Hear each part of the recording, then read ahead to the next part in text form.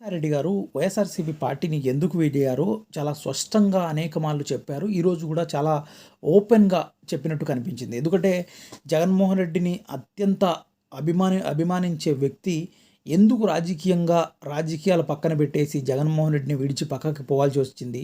అదేవిధంగా ఒక రకంగా జగన్మోహన్ రెడ్డి ఇన్ని రోజులు తనను నమ్మి తన వెంట ఉండి ఇంత ఇది చేసి జగన్మోహన్ రెడ్డికి ద్రోహం చేయకూడదు, మరో పార్టీలో చేరని కూడా ఆచితూచి అడుగేస్తున్నట్టు కనిపిస్తుంది డెఫినెట్‌గా అయితే ఏదేమైనా కూడా. అంటే జగన్మోహన్ రెడ్డి గారికి వెనువెంటే ఉండి ఆయన వెంట నడిచి ప్రతి విషయంలో కూడా తను ఉన్నప్పుడు పార్టీలో ఎలాంటి సంక్షోభం లేదు, ఎలాంటి ఇబ్బంది లేదు, ఏ ఒక్కరు కూడా పార్టీ మారలేదు.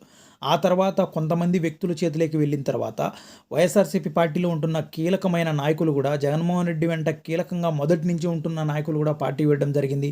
అదేవిధంగా అలా ఉన్న వ్యక్తులు ఏకంగా నంబర్ 2 పొజిషన్‌లో ఉన్నాడు అని బల్లగుద్ది చెప్తున్న వ్యక్తులు కూడా విజయసాయిరెడ్డి పార్టీ వీడిపోయాడంటే నిజంగా ఇలాంటి వ్యక్తులు పార్టీ వీడారంటే మరి డెఫినెట్‌గా వచ్చేసి ఏదో ఒక శక్తి అయితే పనిచేస్తుంది కదా జగన్మోహన్ రెడ్డి దగ్గర.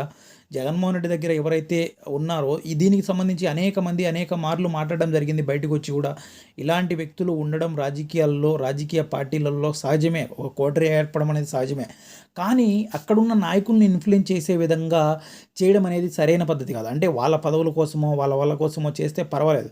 కానీ అక్కడ ఎవరైతే జగన్మోహన్ రెడ్డి దగ్గర బలంగా ఉంటున్న నాయకులను ఇబ్బంది పెట్టే విధంగా చూడడం అనేది సరైన విషయం కాదు డెఫినెట్‌గా వచ్చేసి. ఎందుకంటే రాజకీయ పార్టీ ఒక ప్రాంతీయ పార్టీలో నాయకులు అనేక మంది ఉంటారు. అనేక రాజకీయ నాయకులు ఉంటారు. వాళ్ళందరినీ కూడా ఇబ్బంది పెట్టే పరిస్థితులు ఎప్పటికీ ఉండకూడదు. సో కాబట్టి నాయకునికి అనుగుణంగా ప్రతి ఒక్కరికి సమానంగా ఉంటేనే ఆదరిస్తారు. అందరూ తన వెంట ఉంటారు. సో కాబట్టి ఇలా ఏదైతే ఒకరి మీద ఒకరు పెట్టుకొని ఆ నీచమైన రాజకీయాలు చేసుకుంటూ సీనియర్లు పార్టీ వెళ్ళిపోతుంటే నిజంగా ఇది చాలా ఆందోళన విషయము.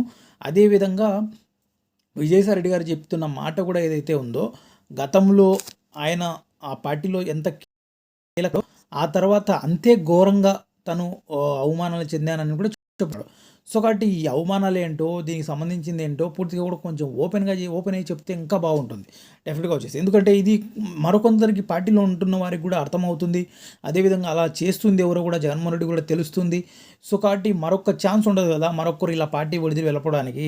ఒకవేళ జగన్మోహన్ రెడ్డి బాగుండాలి, ఆ పార్టీలని ఆయన కోరుకుంటుంటే కూడా డెఫినెట్‌గా దీన్ని రివీల్ చేసి మరింత విస్తృతంగా దాన్ని ఇస్తే చాలా మంచిగా ఉంటుంది.